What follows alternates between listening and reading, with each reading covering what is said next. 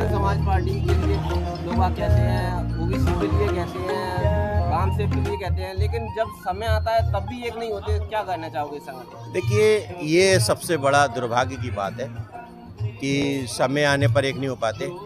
ये समाज के अब लोगों को सब पता चलते जा रहा है। जब आज जो मध्य प्रदेश को ले लें, जो राजस्थान को ले लें, छत्तीसगढ़ में देख लिया, जो ओबीसी के लोग, दलित भाई, आदिवासी भाई जो अपने राजपाट की कल्पना कर रहे थे, उसका फैक्ट यही रहा कि हम अलग अलग धुरियों में बंट के, क्योंकि मनुवाद भी धुरी को बांटने में, जातियों को बांटने में, धर्म में अलग अलग आस्था रखने में, विश्वास रखने में काम करता है। वो काम हमारे लोग नहीं समझ पाए।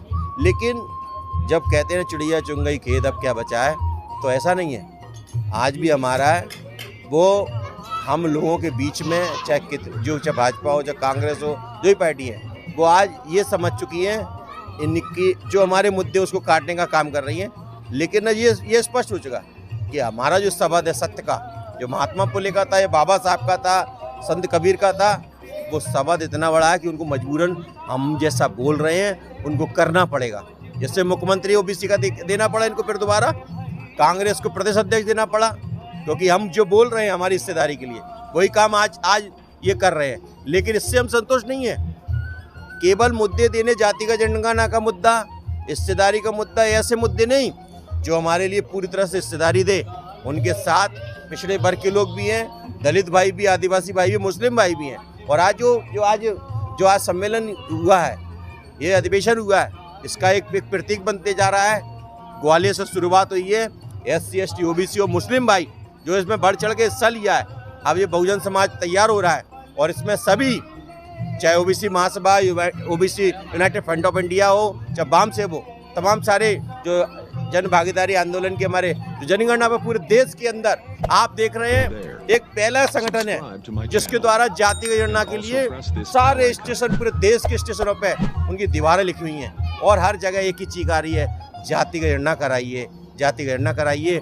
एक नेता, मात्र एक नेता राहुल गांधी, दूसरे नेता अखिलेश यादव पूरे देश के अंदर जाति गणना की बात कर रहे हैं। और वो क्यों बोल रहे हैं? ये सारे पिछड़े वर्ग की आवाज, सारे संगठन आवाज उठा रहे हैं। उसके कारण बोल रहे हैं कि मजबूरी है, बिना पिछड़ों के इस देश में अब कुछ होने वाला नहीं है और हिस्सेदारी तो इनको देना ही पड़ेगी,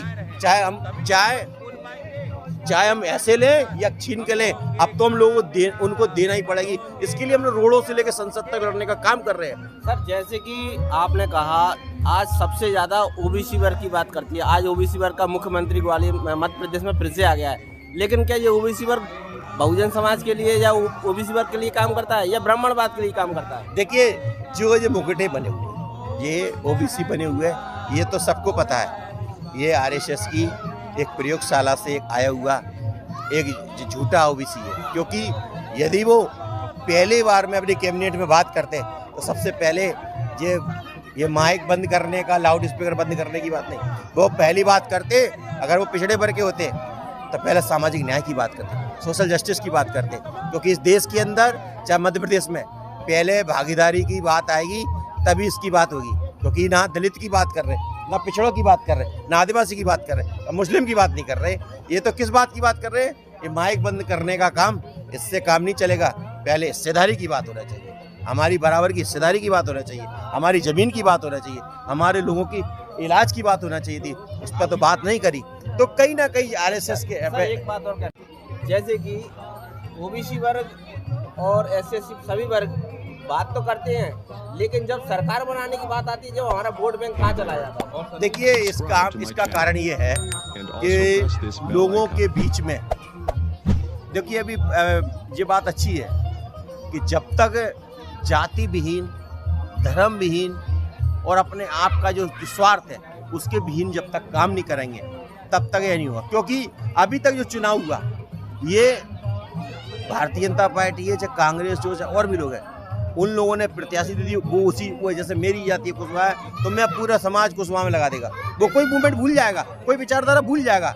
इसके कारण जो स्थिति बन रही है कि ओबीसी की हिस्सेदारी नहीं हो पा रही, दलितों की हिस्सेदारी नहीं हो पा रही, आदिवासियों की हिस्सेदारी नहीं, मुस्लिम भाइयों की हिस्सेदारी नहीं। इसका कारण है जब तक जमात के बात नहीं आएंगे, जब फुले अम्बेडकर की विचारधारा पर नहीं आएंगे तब तक हमारा वोट ऐसे ही बिखरता रहेगा।